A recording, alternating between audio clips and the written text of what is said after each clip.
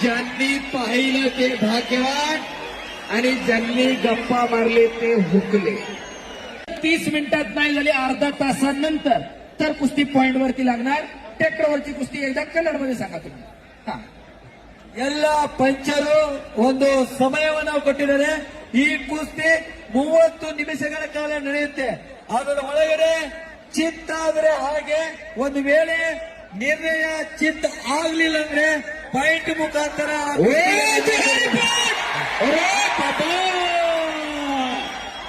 मिर्झा इराण दुहेरी पटकाला. अरे बाप रे, मिर्झा इराण. बोले बजरंग बली की. मिर्झा इराण.